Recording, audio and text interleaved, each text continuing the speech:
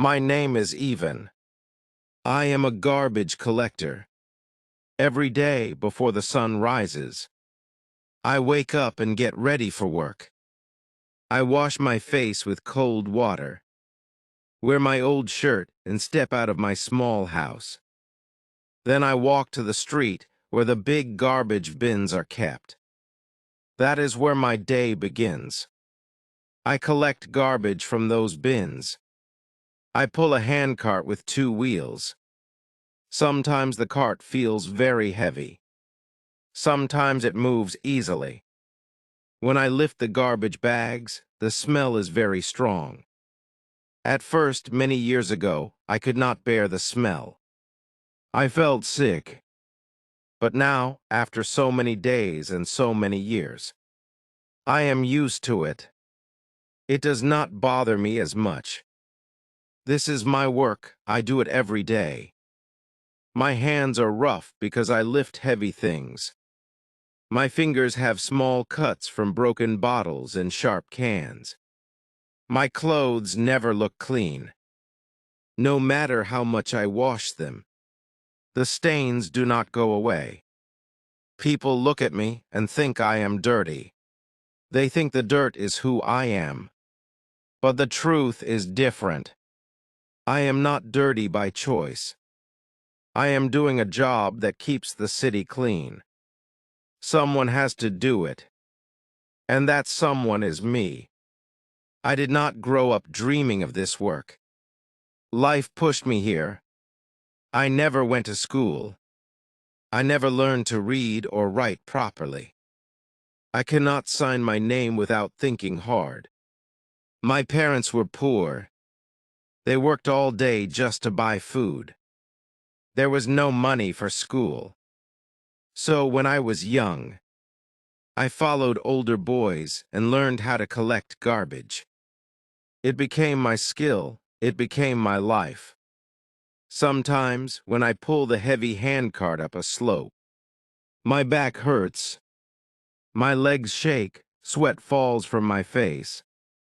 I think about stopping. I think about resting. But I keep going because I must. I have 2 children at home. They need food. They need clothes. They need books for school.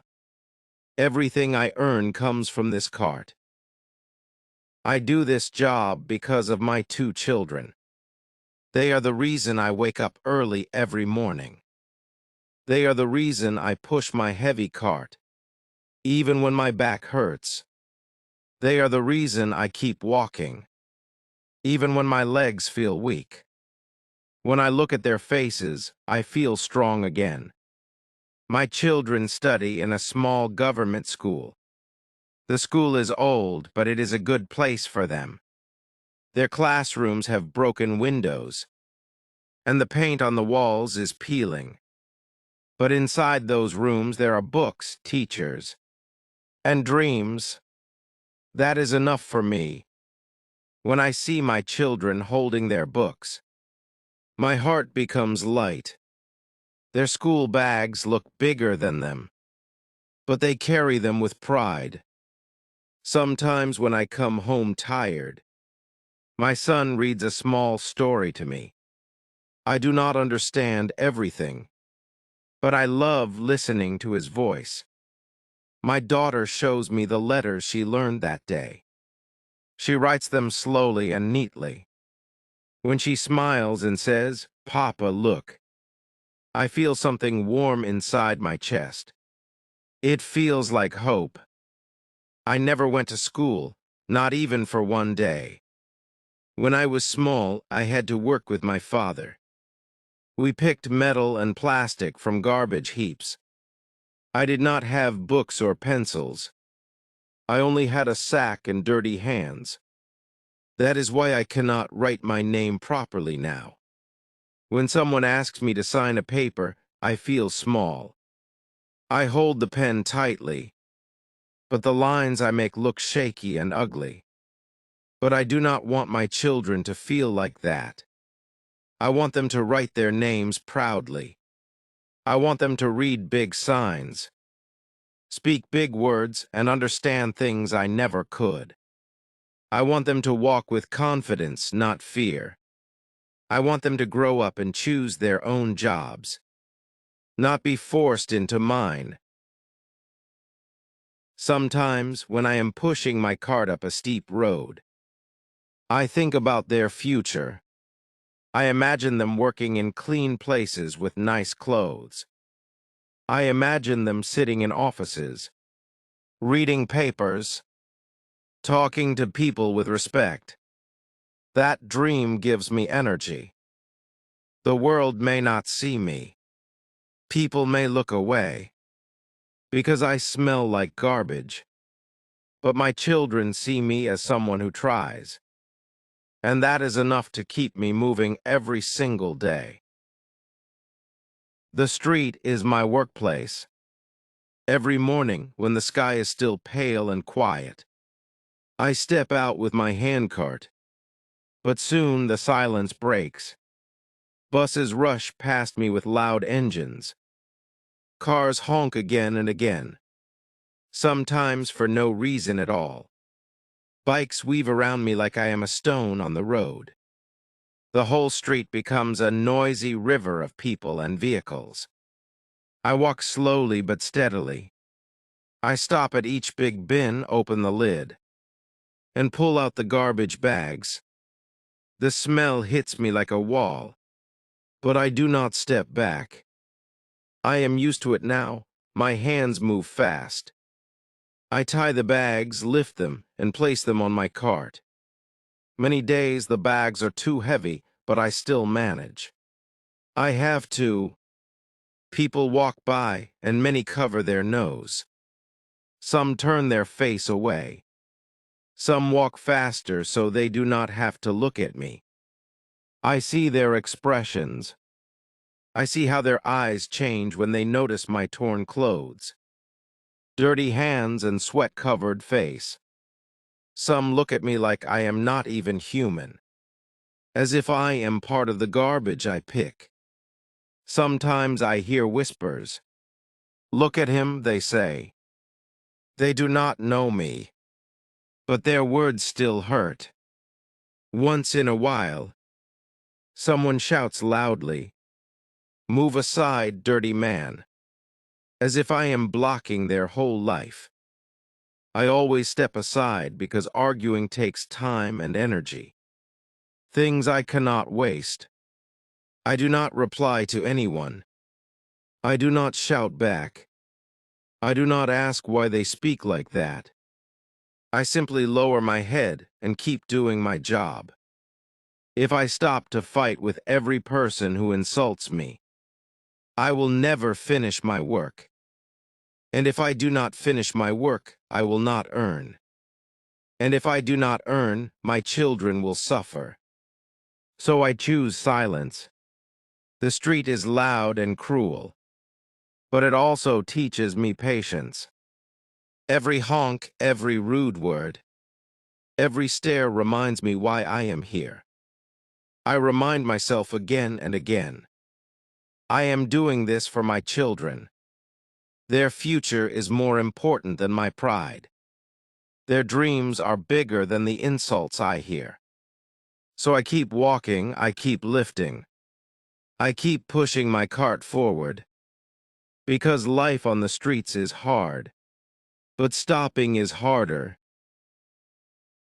Every night when I return home, my children run to me. They wait near the door, as if they can hear my footsteps from far away. My daughter is always the first to speak. She holds my hand gently and says, "Papa, wash your hands. I will serve food." She talks like a grown-up, even though she is only 7 years old. Sometimes I forget she is just a child. My son is older, but he acts shy when he shows me his homework. He opens his notebook slowly, as if it is something precious. "Papa, see what I did today," he says proudly. I look at the numbers and words, but most of them look like strange shapes to me. I do not tell him that. I just nod and smile because he looks so happy. I say, very good, and he beams like the sun. But inside, I feel small. I feel like a man who knows nothing. I cannot help them with studies. I cannot explain their lessons. I cannot read their notes. Sometimes when they ask a question, I look away and say, ask your teacher tomorrow. I feel ashamed, not because I am uneducated, but because I cannot give them the support they deserve. Still, I try to give them everything else. I cook simple food when I can. I wash their uniforms on Sundays. I keep their shoes clean. I wake them up early so they are not late for school. I cannot teach them from books, but I teach them through my actions. Work hard, be kind, and never give up. One night, as I watched them sleeping, I made myself a promise, a deep, strong promise that touched my heart. No matter what, they will finish school. They will not touch garbage like me. I said it softly, but the words felt heavy. It was a promise that came from pain, from love, and from hope. I want my children to walk a different path.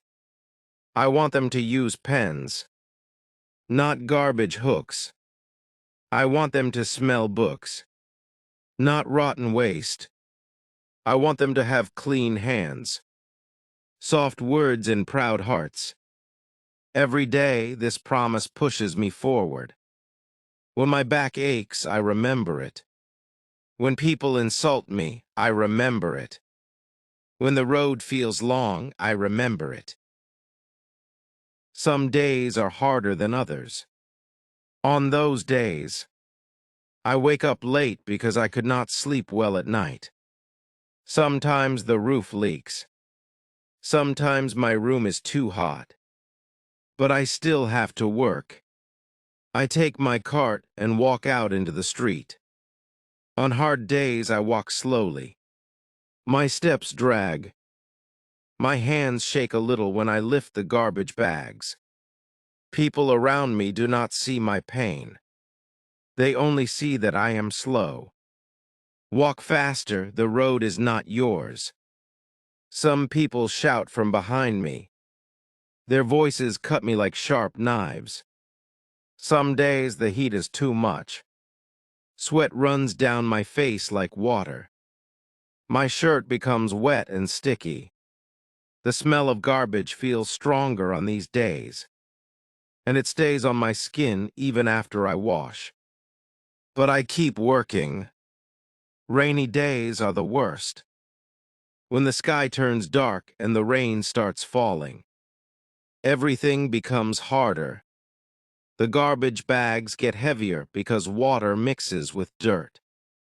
The cart becomes twice as heavy. It feels like pushing a mountain. The wheels get stuck in the mud, and my feet slip on wet ground. My clothes become soaked, and my hands feel cold. But I cannot stop. Rain does not stop hunger. Rain does not stop the needs of my children. People run with umbrellas. Cars splash dirty water on me, and some laugh when they see me struggle. I hold the cart tightly and push with all my strength. My back screams in pain, but I keep going. One day, something unexpected happened, Elle. I had stopped near a big apartment building to collect garbage. The bins there are always full, and I usually finish the work quickly, so no one complains. As I lifted the lid of a bin, I heard tiny footsteps behind me. When I turned around, I saw a little girl wearing a pink dress. She had two small ponytails and shiny shoes. She could not have been more than 6 years old. She was holding a drawing sheet in her hand. Her fingers were small and clean, and her eyes were bright. She smiled at me in a way I was not used to. People usually look at me with fear or disgust, not with kindness. "Uncle, this is for you," she said softly. I looked around to make sure she was really talking to me. I even pointed to myself and asked, "For me?" She nodded happily. I felt confused. People rarely talk to me kindly. Most never even look at me properly. My clothes are always dirty. My hands smell of garbage. Why would a little girl give something to someone like me? Still, I slowly reached out and took the paper from her. The moment I looked at it, my heart stopped for a second. It was a drawing of me pushing my cart. She had drawn my cap, my cart, and even the big bags of garbage. The lines were simple, but the picture was full of care. On the top of the paper, she had written one word in big letters: hero. My hands trembled. I held the drawing tightly so it wouldn't fall. Tears filled my eyes before I could stop them. No one had ever called me a hero. Not even once. Not in school. Not at work. Not on the streets. Not in my entire life. For a moment I could not speak. My throat felt heavy, but my heart felt light. I kept looking at the word hero again and again, as if it was magic. The little girl smiled and said, "Mama says everyone who keeps our place clean is a hero." I could not say anything back. I just nodded and wiped my eyes quickly. That small drawing felt bigger than anything I had ever received. For the first time in many years, I felt seen. I felt human. I felt important. I stood there staring at the little girl. She smiled at me like I was someone who mattered. It felt strange. Many people pass me every day. They see my cart, my dirty clothes, my tired face, but they never really see me. They see the garbage I collect, not the man who collects it. But this little girl was different. She didn't see the dirt on my hands. She didn't notice the smell of the garbage.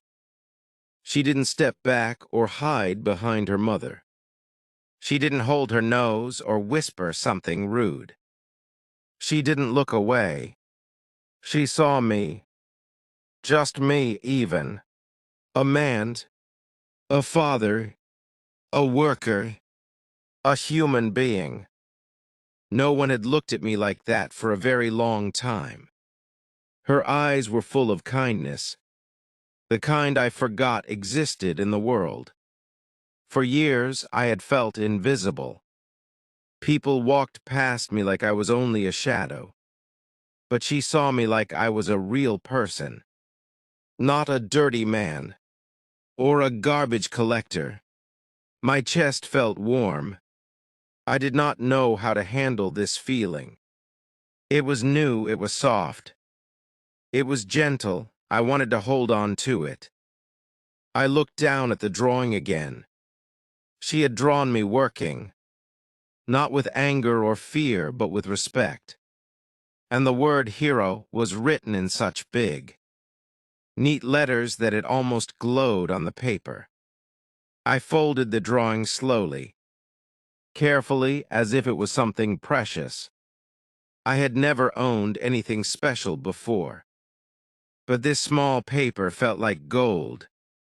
My hands were shaking a little, not from tiredness, but from emotion. I slipped the folded paper inside my shirt pocket. I pressed it gently with my hand. I wanted it close to my heart. I wanted to keep it safe. The little girl waved at me, before going back inside the apartment. I lifted my hand and waved back. I smiled without even trying. It came naturally. As I walked away pushing my cart, the world felt lighter. The road felt less lonely. My work felt less painful. Something changed inside me that day. For the first time in many years, I didn't just feel like a man who cleans garbage. I felt human. I felt noticed. I felt important. And that small drawing made all the difference.